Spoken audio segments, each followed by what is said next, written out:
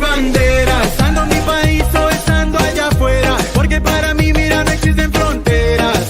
Yo levantaré mi bandera, wow. Levantaré mi bandera, estando en mi país o estando allá afuera, porque para mí, mira, no existen fronteras. No, no, y es que hay mucho sentimiento, lo grito al viento, de ser latino nunca me arrepiento. Lo digo desde la Suiza, centroamericana, rebota en Colombia y en Dominicana y yo. All right, everybody, and welcome to Revolucion 30-day digital festival brought to you by Todo Wafi. This is the Latinidad and Finance panel. I am your moderator, Rafael Fernandez, and my guest today, our financial advisor, Luis Rosa, Melissa Monjarras, senior broker, is that correct? or senior lending. And then Kara Perez, founder of Bravely Go. Everybody, why don't we go around and give a little bit about yourselves? We'll start with you, Kara.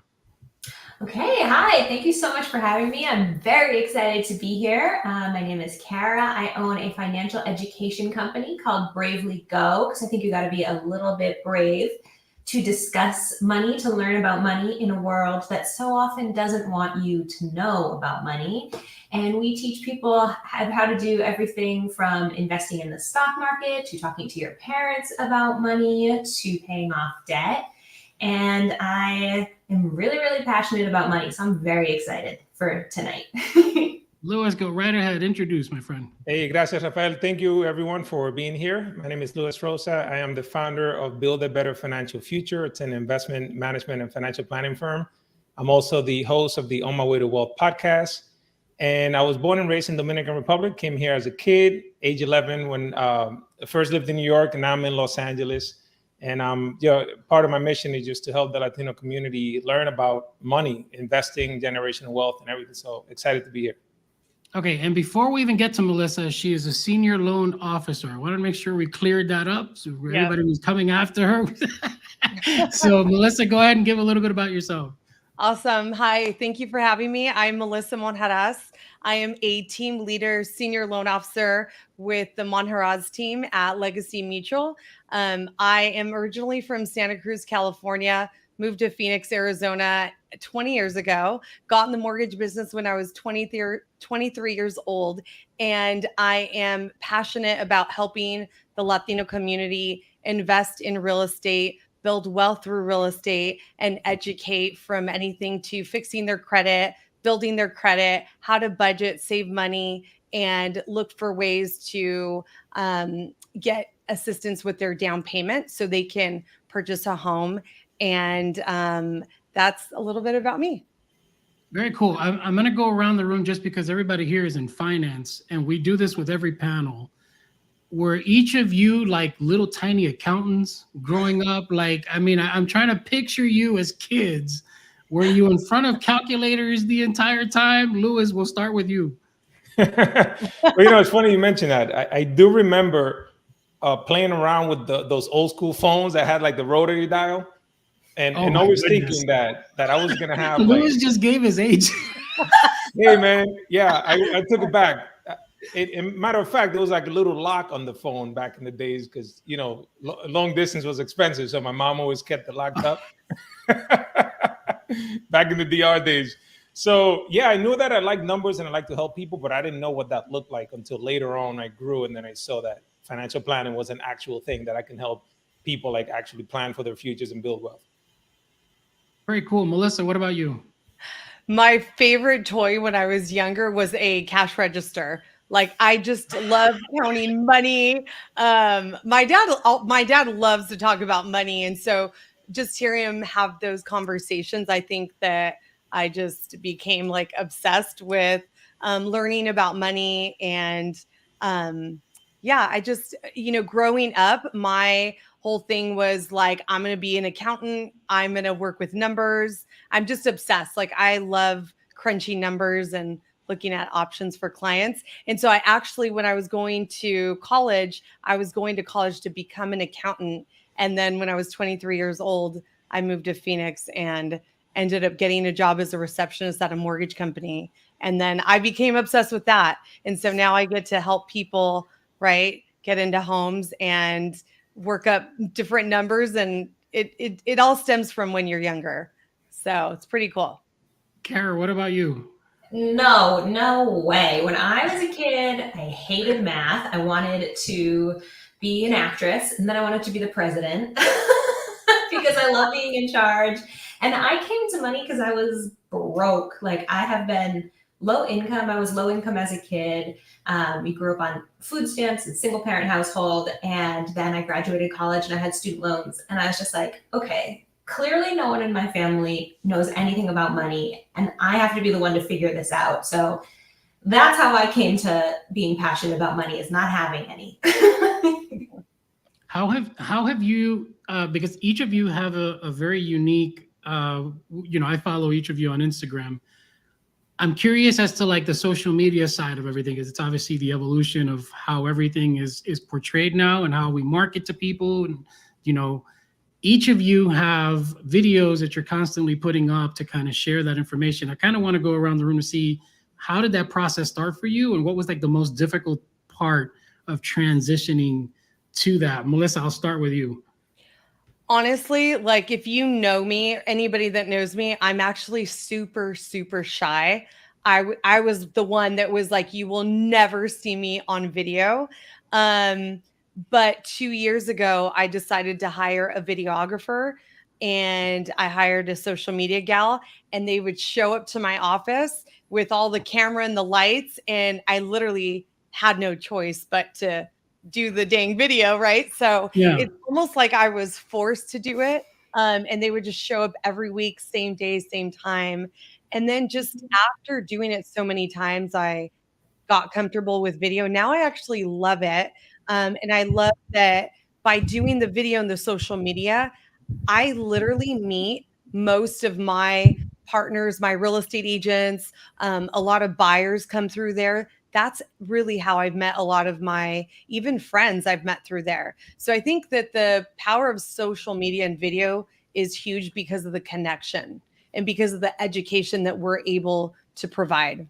So yeah. Are you on TikTok as well, or are you just? I am. Is it TikTok, Facebook, Instagram. Yeah. So you're not doing dance videos for TikTok? Like, it's all financial stuff, right? It's a little bit of both. It's a little bit of infotainment, right? You're like providing information, but entertaining.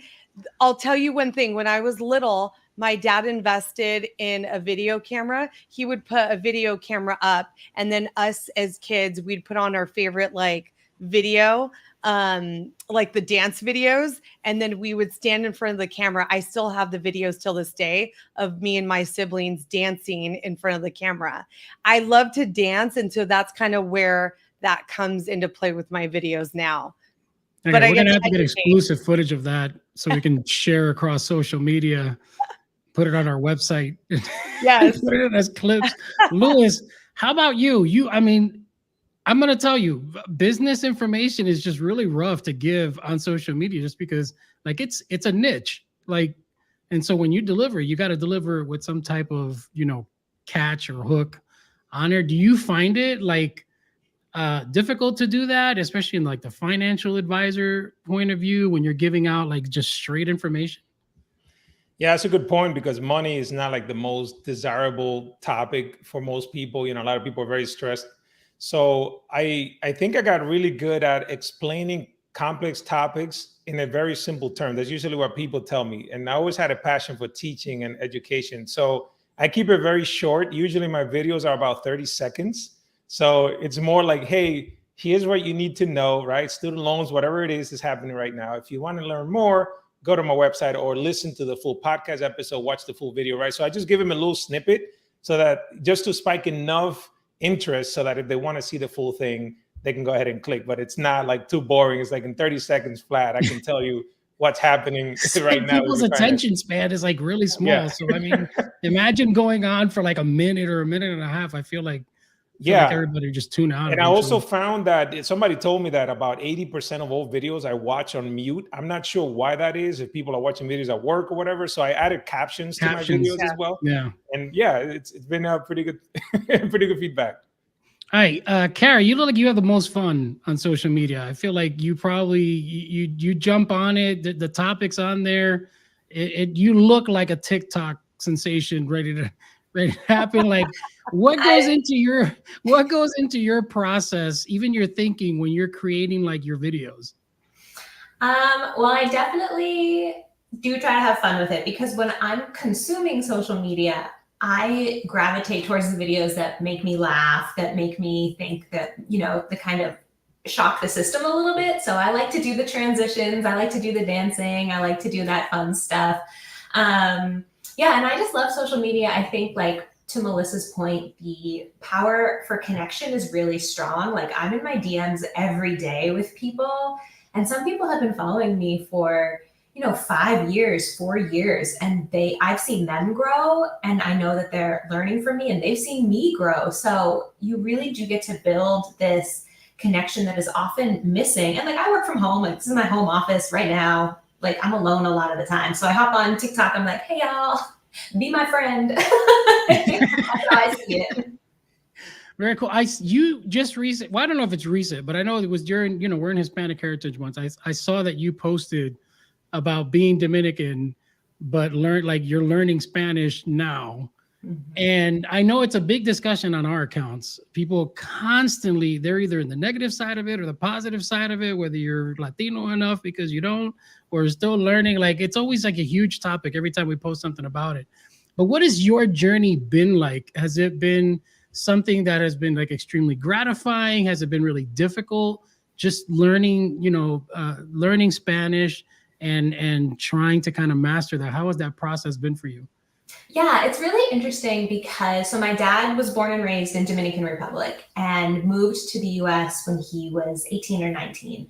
And my mom is of Irish descent, very, very white, and I look a lot like my mom. And so they got divorced when I was 2. So I didn't grow up in a Spanish-speaking household, but we always had access. I have 2 siblings, so we always had access to my dad's side of the family and spent a lot of time around them, but the language eluded me. I do not have a brain for languages. And then I found out a couple of years ago that because my dad is a citizen of DR, I'm eligible for citizenship. And I was like, okay, this is how I prove to the world that I'm really Dominican. I'm like, I'm going to go down there, I'm going to do the thing. She got her Latina card and started flashing it, putting on her hat, banners.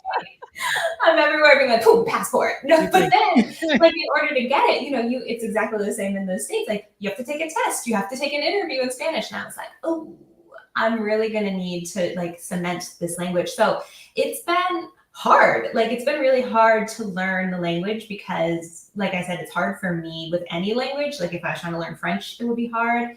But it has been so rewarding. And I will say that I know there's a big discussion happening all the time around what is Latino, who is Latino. And every Latino that I've ever discussed my like confused Latinidad with has been like, you're Dominican, you're Latina, own it. Like, we love you, we accept you. It's the gringos that are like, but you're so white. Why is your last name Perez? Why is your book, like, right. I have found the Latino community to be so supportive. And I really am so appreciative of that because I know that's not the case for everyone, but that has been my journey. Man, you are lucky because some of the conversations we have on our platform, I mean, you got people coming at it from all angles. So I'm so happy that you found a very supportive group around you because it's such a tough topic to post about. And so, really happy that you had the support from the people around you. So kudos. Eventually we'll just have this discussion in Spanish next year and we'll invite you back. I know Melissa, you too, you talk Spanish fluently? I do, but I have an interesting story behind that.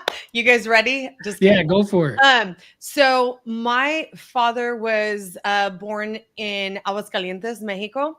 He came to the United States, specifically Santa Cruz, California, when he was 14, right? Worked hard, he's owned his own business for, about 45 years now. And, I don't know if this is like other, families, but like for my dad, he didn't really speak Spanish to us. It was more like all English, like that mentality where it's like, I just want my kids to speak English. That's And the same thing I so- went through. Yeah. I Did did you? the same thing with my Okay. So kids, I yeah. wasn't the only one. And so Blend in. obviously, like we'd go to Mexico and visit my grandparents, or being around my grandparents, we learned some Spanish, like some words here and there. But honestly, I really didn't speak it much. But when I was 16 years old, I went to Mexico and I lived there for about a year and a half. So my junior year of high school, I went to school there. So now I can read it, write it, speak it. So I'm fluent in Spanish now. And it's a blessing in disguise, because I truly think everything happens for a reason, because now most of the clients that I serve and that I help are of Hispanic, right? Are Latinos. And that it's just like, it's literally my passion to help them, because we did not grow up owning a home. And so I think that the education wasn't there. And so my dad always tells me, when you were born in 1981, I could have bought the house we were renting for $40,000. And now that house, if you look it up on Zillow, Oh, it's like easily. 1.2 million. Yeah. So Easily. it's my dad's biggest regret. And so he always tells me, buy property, invest in real estate. And so that's become my commitment, my passion to help others, because we didn't have, I guess, that opportunity to grow up in a home. We grew up in apartments. They weren't the greatest apartments, you know? So I think a home brings stability, and it also, you know, it creates wealth. And so that's kind of where that all comes from. But yeah, so I did not grow up speaking Spanish, but I do now. I mean, that's awesome. Lewis, did you have the opposite? Like, you came from the Dominican Republic. So, I mean, did you have to learn English before you could kind of retune your Spanish? I had the exact opposite problem. Yeah, I came here as a kid when I was 11, only knew Spanish, grew up in Washington Heights in uptown Manhattan, New York City. It was a Dominican neighborhood for the most part, so you could get by if you didn't know English.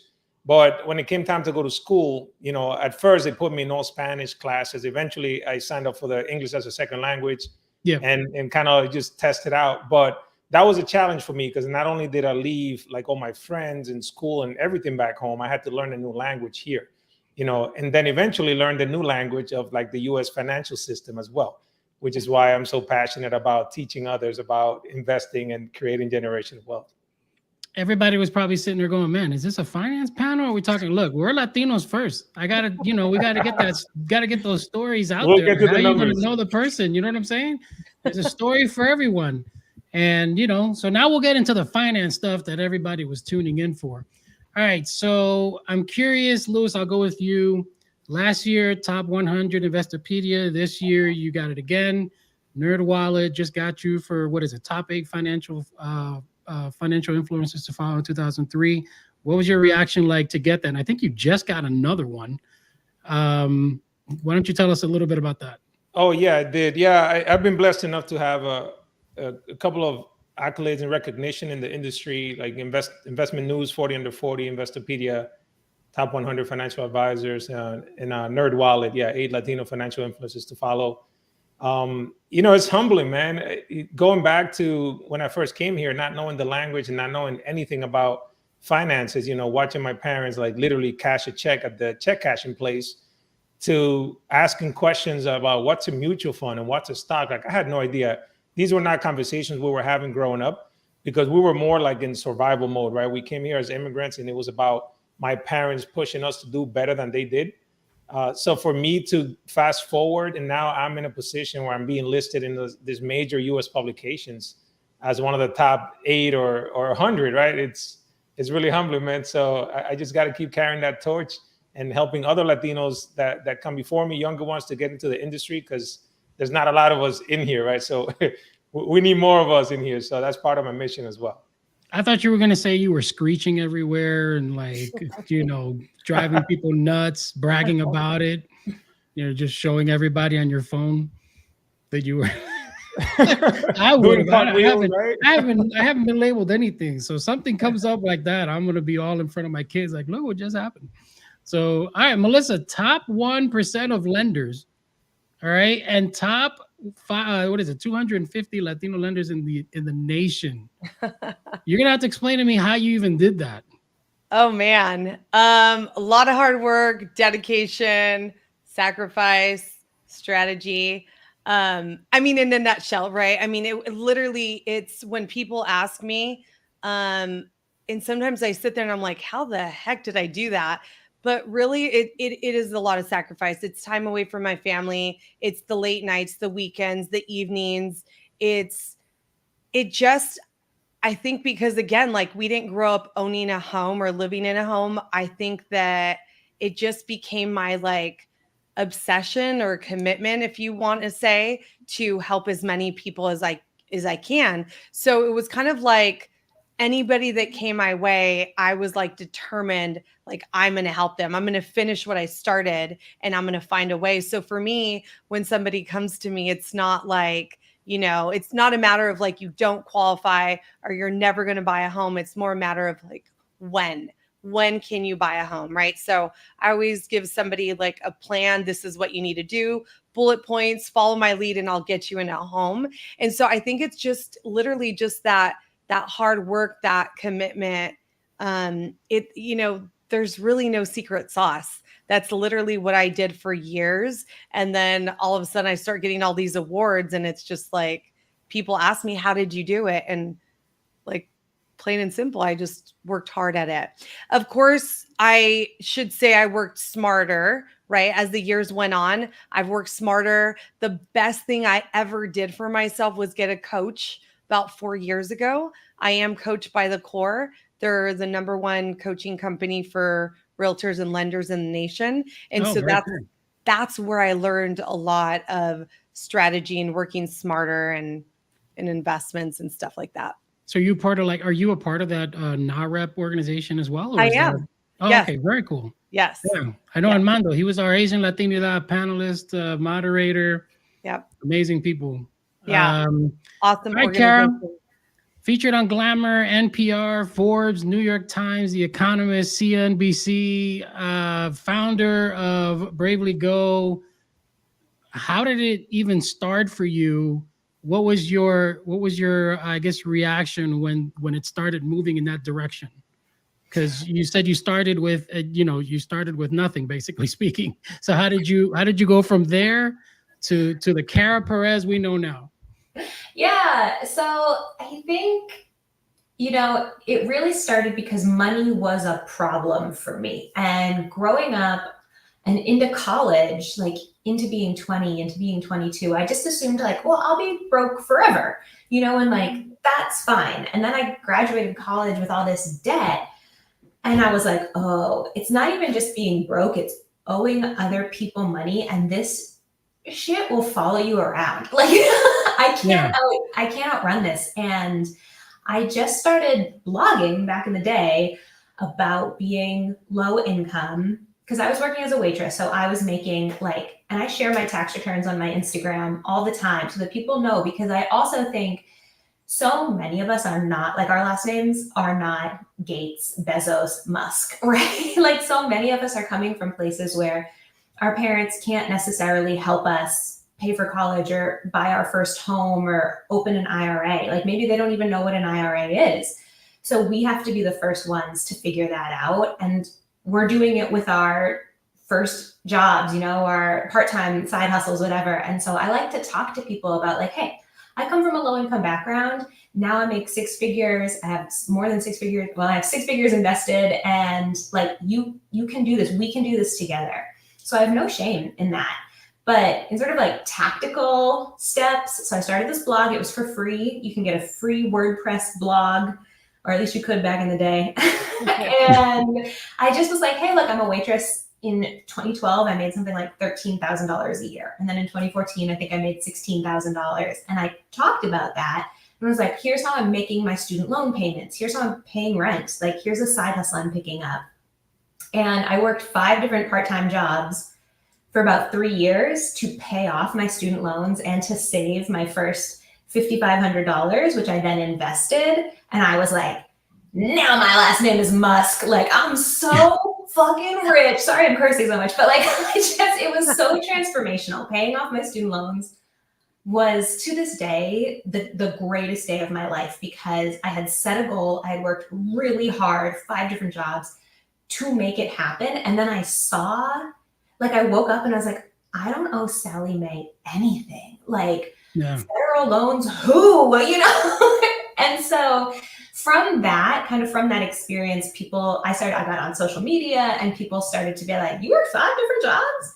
Why were you so intense about this? And I was able to share my story, and it kind of got the ball rolling to where we are now. Very cool. Very cool. I'm one of those parents who resonated with that. So like with my daughter, she worked off really hard to make sure that she could pay off the student loans. I did a lot to try to, I guess help with the schooling on my side, but whatever was left, yeah, they busted themselves to try to get rid of that so that they wouldn't be in that same position as some others who were constantly trying to cover off these loans that are really expensive. And then we just had a situation where we were supposed to have student loan forgiveness. That didn't happen. So everybody's got to pay student loans starting now, whatever interest went on with it. All right. Finance related questions. We all heard the Latino Donor Collaborative. They just put out the report. It's already out on CNN and everything else. So the Latino gross domestic product is now valued at 3.2 trillion.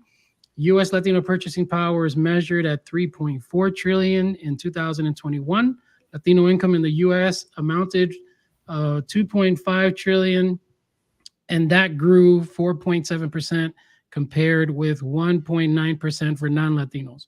What is that saying about our financial progress here in the United States? Melissa, I will start with you. I can only speak for, my personal experience and what I can see, but I feel that our parents, they did what they could with what they had. They were busy working, and all they wanted for us was save your money, stay out of trouble, right? And get a good job. Like, that was the advice as far as like from my experience. But there wasn't a lot of money conversations, I would say, like at the dinner table. There wasn't like, you need to go to college, right? And so I think that now what I can see from like my nieces, I have a niece who is an engineer in her 20s, and she's driving a 1996 Honda, and like, she doesn't want to buy a home until she pays off her car. And then I've got 2 other nieces in college studying bioengineering. Their goal, they were pushed to like, I'm going to go to college, right? And I'm going to finish. Whereas I feel like a lot of my generation, it was like, you go to college, but you didn't finish. That was like my case. I went to college, but I never finished. And so I think times are changing. There's a lot more education out there on social media, on the internet, YouTube. And so I think that with all the education, and there's more conversations around money, I think that attributes right to that growth. Louis, what about you? You're the financial advisor in the group. Yeah, I think key word here is purchasing power. And that is, yes, we're our powerhouse as a community, but what are we purchasing? Are we buying the latest iPhone, or are we purchasing Apple stock, right? So that's something for us to think about. Like, I think the progress that's really going to come is when we stop being consumers and we start being investors. Right? Are we buying real estate? Are we buying appreciating assets? Are we opening up brokerage accounts, buying Roth IRAs, and so on? And that's really where I want that mindset shift to go, as opposed to being a purchasing power phenomenon, right? Because of our numbers. It's more like, what are we buying? Because when we compare ourselves to other people in the country, like, we are behind in terms of 401k balances, home buying power, and so on, right? So I think that's what we really need to focus on is becoming investors and buying appreciated assets over being consumers, right? So we have the means to it now. As the first gen that's here, a lot of us are making 6 figures. We may not know what to do with it, but that's really the key, right? So shifting that mindset, creating that wealth for ourselves, and then hopefully being able to transfer that for generations to come. Kara, what about you? Yeah, I really agree with a lot of what you were just saying. I think it's really important. We work so hard for our money, right? And I think for so many of us who are immigrants ourselves or first gen, we see a lot of we see our parents or we see our families go through things that we don't necessarily want to have to deal with. And we have the privilege of being able to opt out if we can get our money right. And I see it in my own family. Like, my white family is much wealthier than my Dominican family. And part of that is because, my white family immigrated in the late 1800s. They just have been here longer. They know the financial system. But another part of it too is they don't have to play catch up in kind of like how they are presented to the world in the way that the Perez's have to. And I think about that a lot in my own position. And so like, I have helped my Dominican cousins like open IRAs and open HYSAs, high yield savings accounts. And hopefully, Melissa, you'll have to help us out here. We're going to have to hop on a call with you, but we're putting together a real estate investing plan for my cousins that are all in their 20s right now. And I'm like, this is how we make these changes. So exactly to Luis's point of like switching this mindset from, I want to be a consumer and I want to show people by like carrying my Coach purse or whatever it is, like I want to have these status symbols. It's like, I want to have these status assets. I'm not interested in trying to convince you with how I dress. I want my bank account to convince you. I want you to know that like, I have enough money to not have to deal with the nonsense.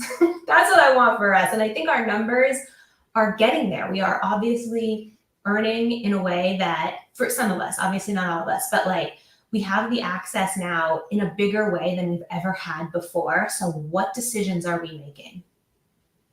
That was one hell of a twist there, Louis, because I didn't see it that way until you just mentioned it now. The word, the purchasing power terminology for that. What is it that we are using our money in? Because they're getting that statistic. It's been paraded around everywhere because obviously you can now take that number to companies and say, look, you can market to us. We buy, we purchase things.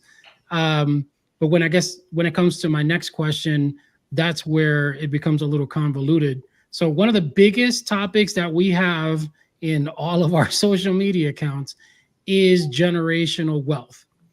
Okay.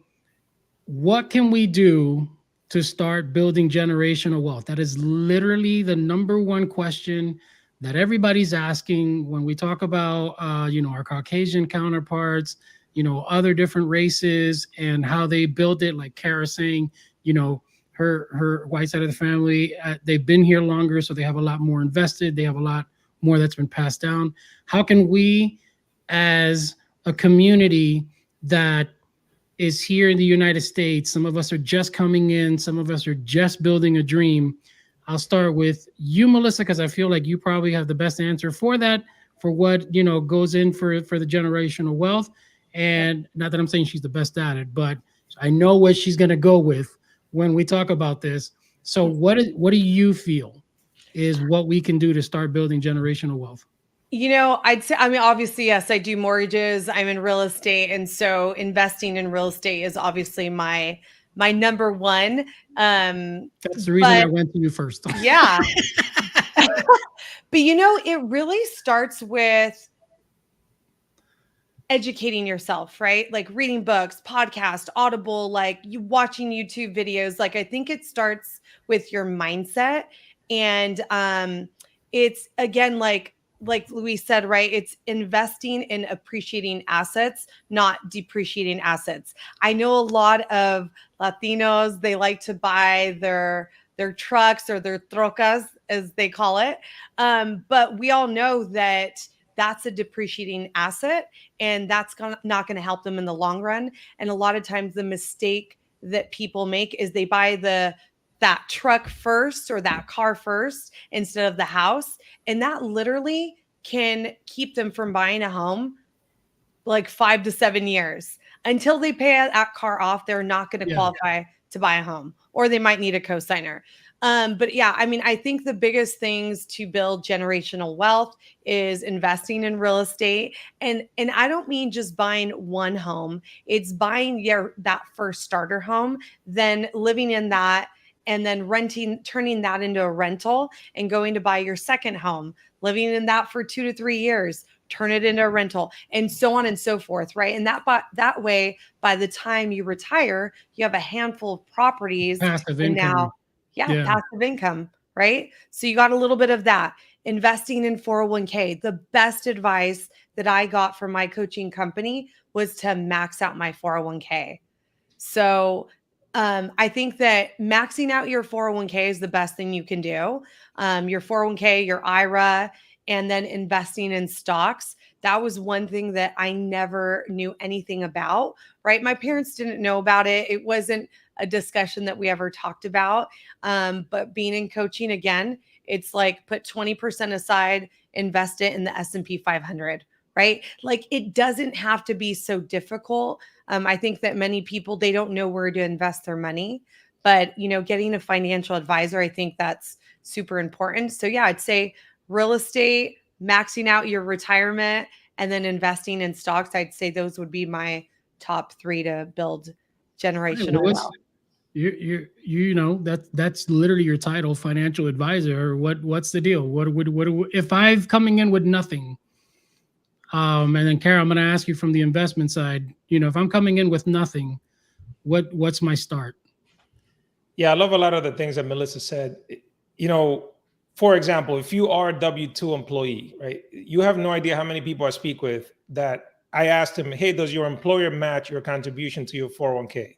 A lot of the times they have zero idea what I'm talking about. So I'm like, all right, let me get a copy of your plan document. And then I'm like, hey, did you know that if you contribute 5% of your salary, your employer also matches 5%? And they're like, I have no clue. So I'm like, that's a great place to start, right? Because you're literally doubling your contribution by contributing X amount. Your employer is giving you 100% return on that right there, right? Plus you're investing on top of that. Compound interest is your friend when you're investing. Compound interest is your enemy when you owe. A lot of us know, right? We've had credit cards, we've had student loans. You make the minimum payment and the balance grows, right? So you can use that same concept to your advantage by investing, right? Maxing out your 401k if you could, but you don't have to start maxing out. Start small. Right now, there's so many opportunities where you can buy fractional shares of stuff. So like you don't need to, think about like if you want to join a gym, you want to be fit. You don't want to wait until you're fit to then join the gym. You join the gym to become fit. So if you don't have a lot of money yet, you can literally start investing with like $25 a month, and buying, you can buy just a fraction of a share of something, right? Or put it in the S&P 500, whatever that might be. But you don't need a lot of money to start. Consistently, that'll become a habit for you. So one of the things I always tell people is automate your finances. We all have subscriptions. We have our Netflix, we have our Hulu's, our gym memberships. Make yourself a membership. So make sure that you have a certain amount of money set aside to contribute to your 401k or your Roth IRA, because nature fills a void. If you're not intentional with your money, something else is going to come up that month that's going to grab that attention of those dollars. So make sure before it even hits your bank account or right after it does, you have a systematic system to say, all right, every time I get paid, $50 is going to go into my Roth IRA, whatever that is, right? Or my fund so that I can buy my first rental property, whatever it is, right? But just pay yourself first, make it automatic, because otherwise you're going to set yourself up for failure. Hey, he said make yourself a subscription. For those people who are watching, for $19.99, you can subscribe to me at any time. No, I'm just kidding. Actually, Luis, I love that part. Make yourself a membership. Make yourself a subscription. Loved it. That was like the line of the thing. Yes. That was so good. All right, Kara, I love your investment advice. When I'm looking at your account, what do you think is a good start for someone who is new at investing? Okay, I'll keep it really simple because I know a lot of people either think investing is kind of boring or they feel overwhelmed by it. So I'll just tell y'all what I tell my cousins. If you make under 100K a year, open a Roth IRA. If you make over 100K a year, open a traditional IRA. IRA stands for individual retirement accounts. This is money for old you. Okay, this is money for 75-year-old you. It's not money for right now, for going to the club, for getting a 90K truck. No, none of that. It's for old you. And exactly like when you're talking about the trucks, Melissa, I was like, oh, I lived in Texas for 10 years. Some of these trucks. Yeah. Anyway, so you open the account, set it up, make yourself a membership, put away, start small, $10, $25. Again, do not think that you need to be rich to start investing. Investing is what makes you rich. So start small.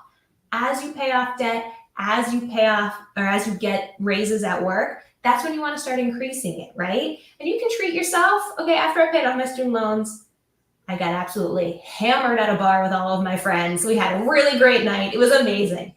And then I started investing, right? Like you can have a good time, but then the next day you wake up and you're like a little bit to the investment account, right? So set it up, and every 6 months, check in. Can I do $10 more? So instead of doing 25 bucks a month, now I'm doing 35. And just every 6 months, check in.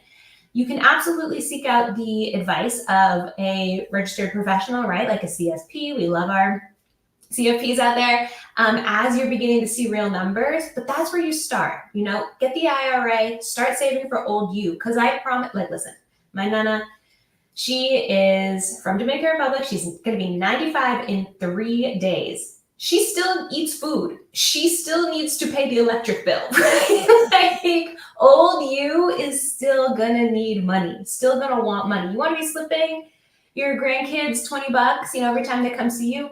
You need to be investing. All right. So think about it that way. That's funny. I just literally visualize that. That's la abuelita who's sitting there going, taking it out of her shirt, poniendo right. She's so slick with it. And I'm always having that is so funny. All right. So look, we talked about all these different options.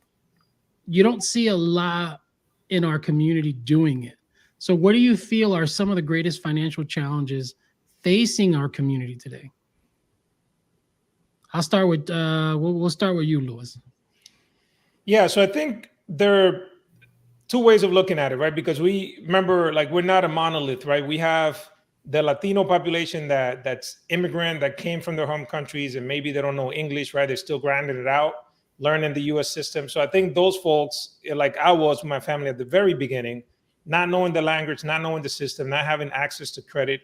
I think one challenge was it made us subjective to predatory lending, right? So when you look at foreclosure rates and high interest rates on mortgages, traditionally, a lot of those are given to the minority population, right? For one way or the other, right? Subprime lending and stuff like that. So they might be taken advantage of, is one way of looking at it. On the first gen side, I think that there are people now that are making good money, right? Say 6 figures and so on. They have a high level of student loan debt. It's number one, which prevents them from buying appreciating assets.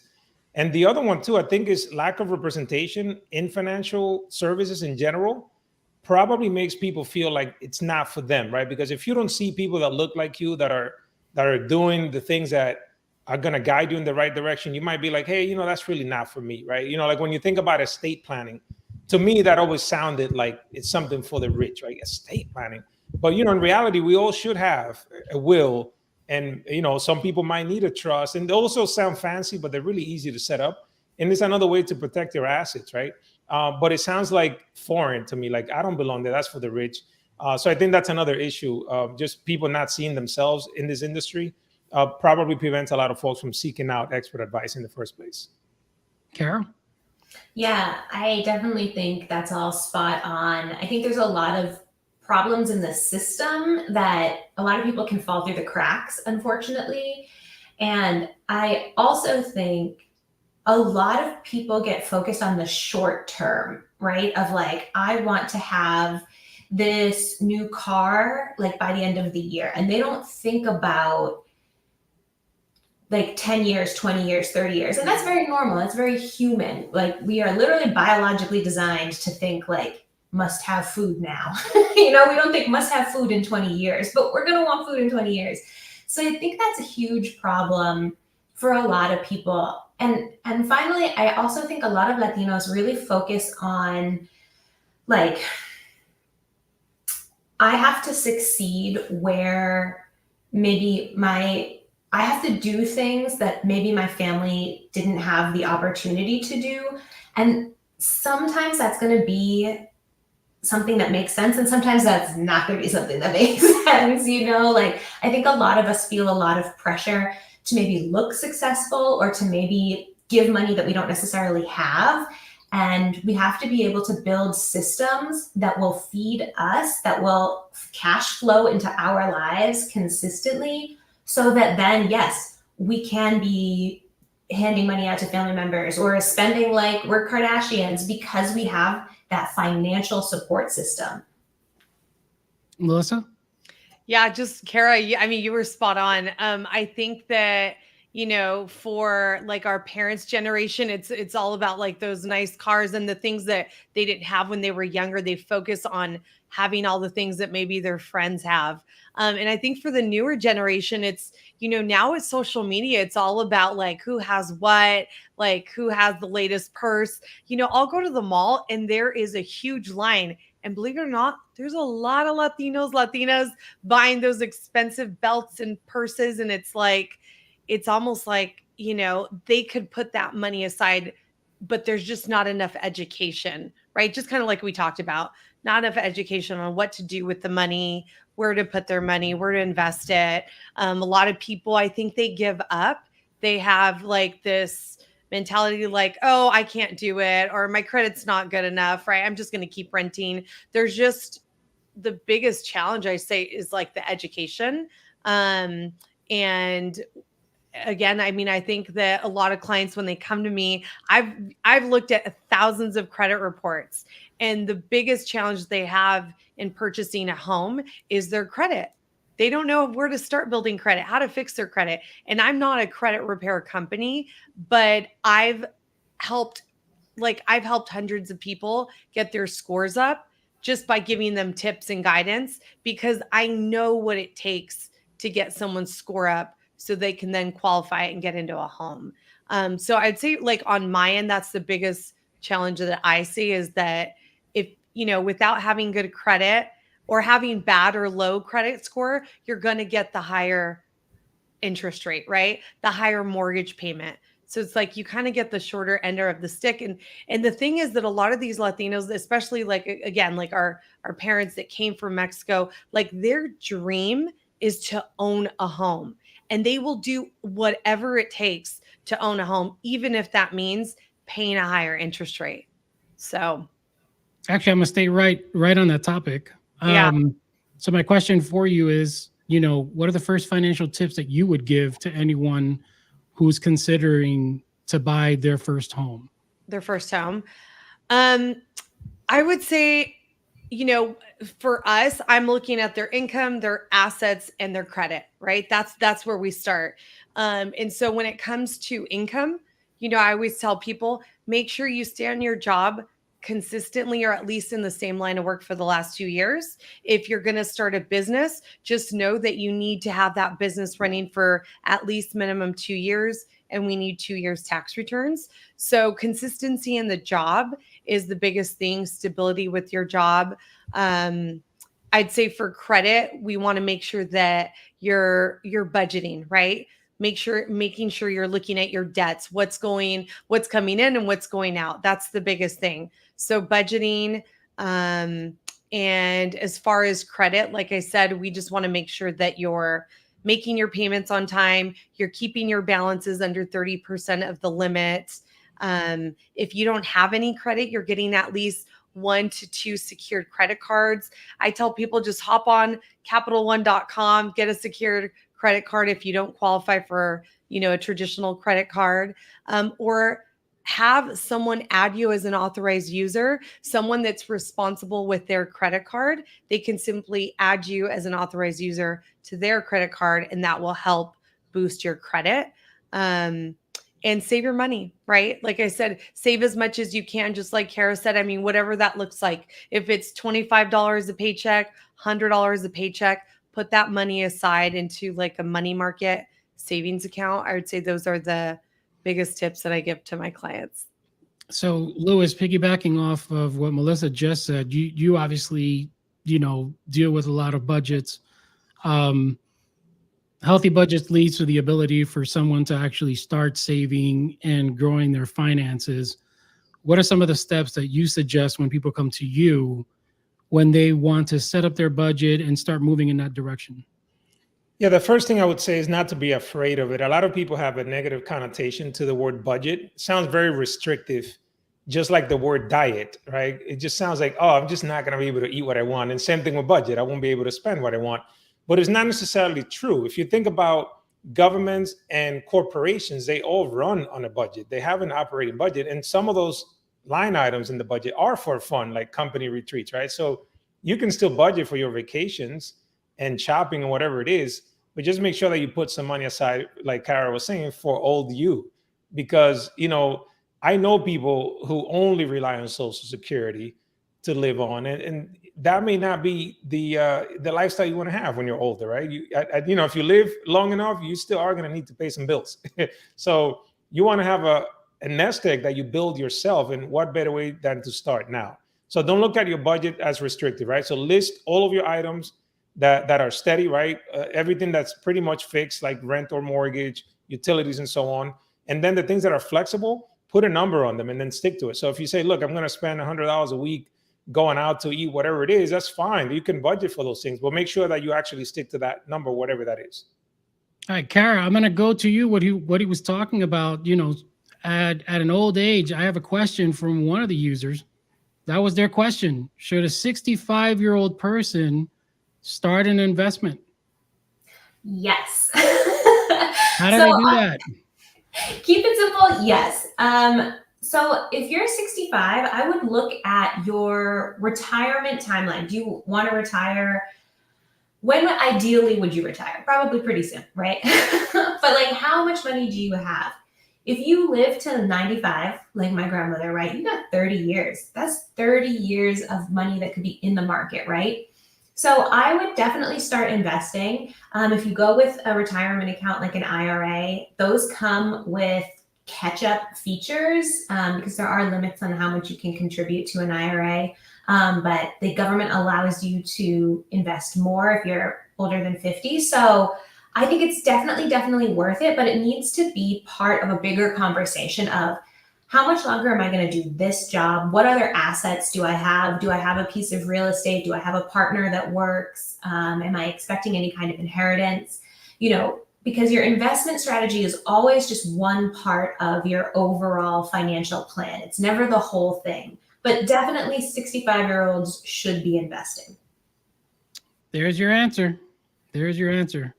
All right, Kara, I'm gonna stay with you because again, I look at your account, your advice, super relatable, and I think it really hits on this new generation at that level. You have a post where you talk about, I think it's about spending with your expensive friends. Like your friends have all this money and you don't, and you're trying to figure out a way to even be able to hang out with these people.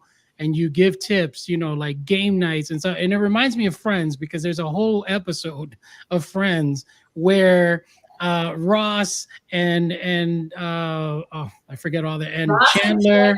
Hey, now you're dating yourself. They're the ones with money, and then you have Joey and all the other ones. They're like, we can't do this with you because you guys always choose expensive locations and expensive things that we can't do. If people haven't seen the post, can you give them a little bit of advice as to how you handled that situation on your own? Totally. So like I've shared many times now, I was low income for a long time and my friends would be like one time my friend was like, let's go to Vegas. And I was like, with what money can I go to Vegas? But I try to approach it from, if you want the activity to fit in your budget, you should be the one to propose an idea. So like, instead of letting your friends come up with all these expensive ideas and then you say, no, I can't do that. Because that's not a fun conversation for anyone. You should say, hey, I found this free festival next weekend. It looks really fun. There's going to be music. There's going to be vendors. Like, do you want to go to that? Or like, hey, I'm going to make, lasagna, come over to my house, bring a bottle of wine, and we'll watch a movie. Like, you have to take kind of the initiative around that to find activities that work for you and then propose that to your friends. And the great thing about doing that is that a lot of other people don't have as much money as it might look on social media. And so I always got really good feedback from people.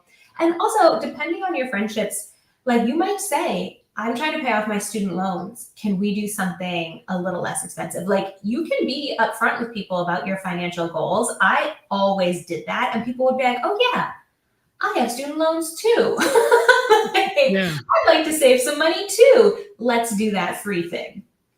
Very cool. Very cool. I can relate so much. I got kids, and one of my kids is a world-renowned painter, and it ain't easy. It ain't easy. It's always the Yeah. nice restaurants and the. I'm not hanging out with Lewis. Lewis looks like he goes to nice places. Kara, Like- I love something you said about social media. I think that it has compounded the effect of keeping up with the Joneses. People show you somebody told me this, I forgot who it was. On social media, you see people's highlight reel and you're comparing it to your day to day, right? Mhm. Everybody's posting their best self there, right? The trip, the meal, and so on. Not really what's happening day to day. And you don't really know how much debt they're in to show off whatever trip they went on, right?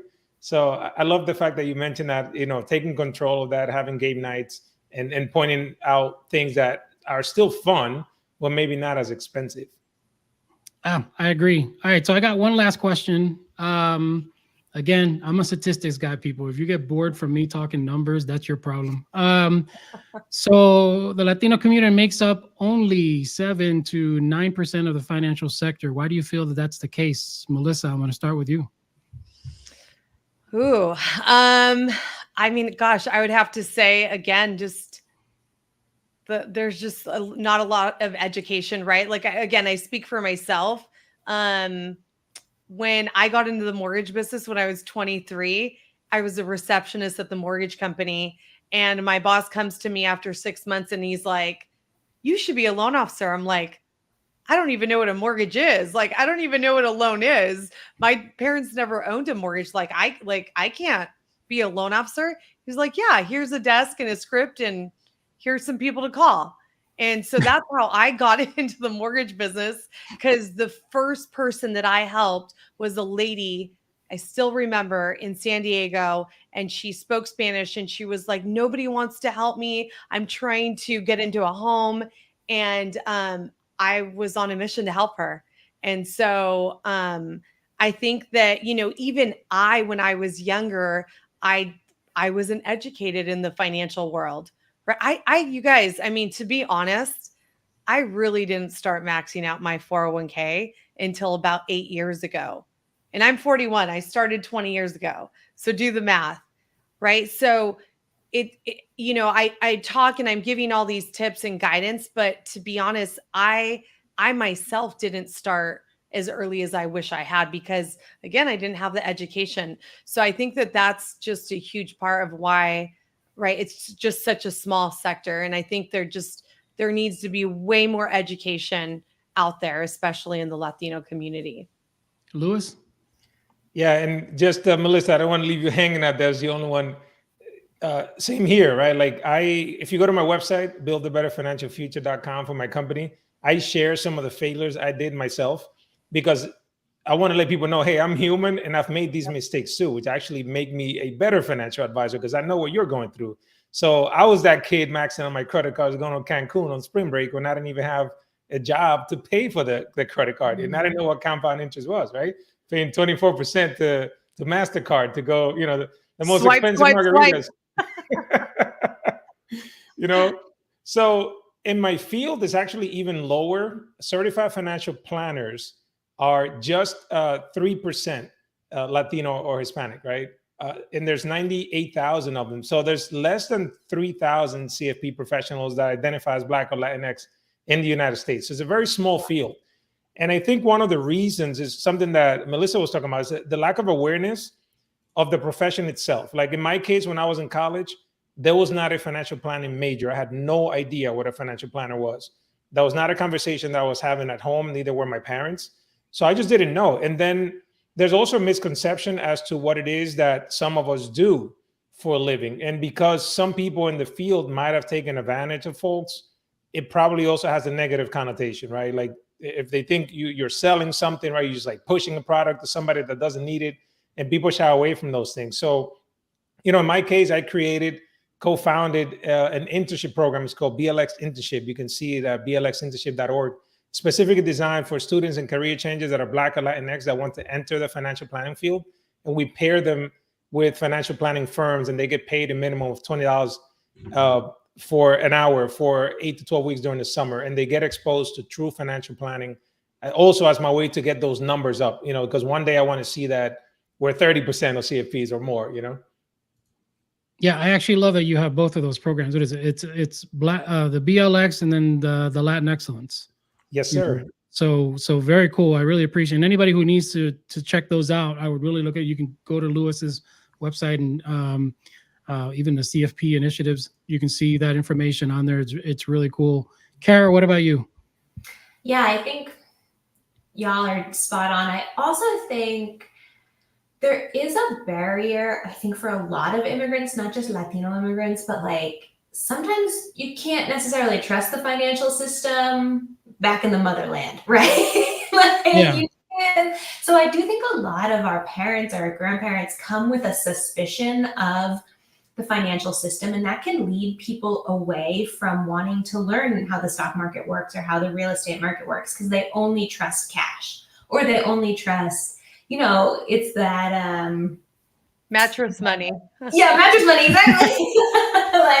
And the Bustelo coffee can. Yes, exactly. And so I think that's a kind of a cultural thing that a lot, again, not just Latinos, but a lot of immigrant families deal with. And then also, again, not to just like talk smack about social media, but when you're younger, you're 18, 19, 20, you're thinking about what you might want to be, and you're on TikTok 3 hours a day. It's like you could be an influencer or a financial planner. Like, which one's sexier? So I think also it's just this idea of access and of making the world of finances feel more accessible, feel more Latino friendly, feel more welcoming, as well as like cool. I think we need to appeal to people to say, it is cool to understand how money works. It is cool to build generational wealth, not so that you can have a Drake closet filled with like Fendi purses, but so that you can pay for your kids' college. You can buy your kid a house. You can buy your mom a house. Like that's the angle that I try to take. And I started investing when I was 27 and I'm 35 now. So it hasn't been that long, but already the difference in my financial stability is like mind blowing to me. I'm like, I got money. And 8 years ago, I did not have money, So I think making that clear to a lot of people will help push people into this field. Very awesome. Can I add something, you guys, for it. just as we're talking? Like Kara and Luis, I mean, it sounds like you guys, like me, have had some success, right, in your career. Do you guys ever feel, because this is how I felt, do you ever feel like it's almost like you're not allowed or like worthy enough? Like, how can we, for me, like, I'm like, I where I grew up, I don't have a college education, right? Like I don't have a degree and I'm Latina. Like, how can I be successful? Like, I used to think that way. And I think a lot of people think that like they're not worthy enough or they just don't believe that it's possible. Like when I started the coaching company, you guys, this was 4 years ago. Even when I went there and I was amongst the top 500 loan officers in the country, looking around, I would like count. I'm like, oh my God, there's like only like 5 other Latina girls here. Like, how can I be successful? I will never be like them. And then when I reached some success, I was like, wow, I did it. Like, it's possible. Like, but I think when you haven't reached that success, you almost feel like it's unattainable. Like it's not possible. So I think just people need to have that belief for us to move forward and, you know what I mean? To just have a little bit more success. I think it's just believing in that, having that mindset that it is possible for anybody. I'm going to tap in on that because that's something I can truly relate to. Non-degree here. I don't have the nice ties that Lewis has. No, I'm just kidding. I'm picking on Lewis. Lewis and I are good friends. No, but if you listen to everybody's story here, we all have something in common, which we all had a lot of adversities, a lot of obstacles we had to overcome in order to be able to get to the location that we're in. It's one of the reasons we're having this type of discussion panel and be able to share some of those experiences that we have. I was not a college graduate. I joined the military. It was in the military that I learned about computers. And it was my love for computers in the military that when I got out made me want to go to programming school and try to figure out, okay, this is how I want to, work in the tech industry. Even when I got out of the tech industry, didn't even get to complete college because of things that took place back at home. And so I had to, attend to those, but I continued in that field. And even through some of the adversities that we have, like at one point we had home displacement and so forth, it took me a really long time to go from the person that got out of the military and did that part to understand the value of all of the things that you guys are talking about here today. And so if you don't think that you can make it, just look at everybody who's sitting here, including my, ridiculous ass who went from web designing. I spent 14 hours on a computer screen, and I now run a digital media company that helps support these panels and to be able to kind of spread awareness on this. Anybody can literally make it if they push themselves. I had the same feeling, Melissa, that you had even 5 months ago, where I was just like, I just don't feel like I'm the founder of this or the CEO of this. Like, it just doesn't feel like I'm that, they call it imposter syndrome in some places and things like that. And it wasn't until I spoke to my good friend, Teresa Park, who was in last year's Asian Latinidad panel. She's kind of like my coach per se with how we've been handling Todo Wafi this year. It wasn't until I spoken to her that I was just like, man, yeah, like we're here. This is what's going on. Like, these events are taking place, these panels are taking place, the in-person event is taking place. And once you get a feel of that, once you get a little recognition of that, grab onto it, because it is a very proud moment. Not just for you, but for the people around you. They're going to see that. They're going to try to emulate that. And, hopefully it's a good that they're trying to emulate. But yeah, I mean, kudos to everybody here, because just by you sharing your journey, I don't feel that anybody who's listening to this or watching this can say that I don't have the ability to do it. You got 4 examples of people who can, move up in that specific trajectory. I want to go ahead and start closing out. Kara, if people wanted to follow you, where would they go? Yeah, man, this has been amazing. So I'm just like so jazzed about our conversations. You can find me on Instagram and TikTok at We Bravely Go. I'm also on YouTube. If you just type in Kara Perez YouTube into Google, it'll pop up. And that's for longer form content. And then obviously I'm doing my silly little skits on social media. And then we have a website with a lot of articles and free tools, bravelygo.co, not .com. I don't know where .com will take you, .co. That's funny. Louis, what about you? Yeah, my website is onmywaytowealth.com, and that's going to lead you to my podcast. And it also has links to all of my social media, including the On My Way to Wealth YouTube channel, Instagram and Twitter. I'm Luis_F as in Frank _Rosa. But if you go to onmywaytowealth.com, you'll get links to all the stuff that I spoke about, like the BLX internship, my podcast, and my company, Build a Better Financial Future. And Melissa? You can find me on Instagram or TikTok as Home Loans with Melissa, or on Facebook as just put in my name, Melissa Monjaraz. But definitely follow me. I'm more active on Instagram, so you'll find a lot of education and some entertainment as well. Very cool. And if you want to follow me, it's at Latin Babbler. Literally anywhere the podcast is the Latin Babbler Show. You can follow us at Todo Wafi and at Revolucion HHM. We have other accounts such as Something Latina, Something Latino, We Are Primos, Bilingual Pets.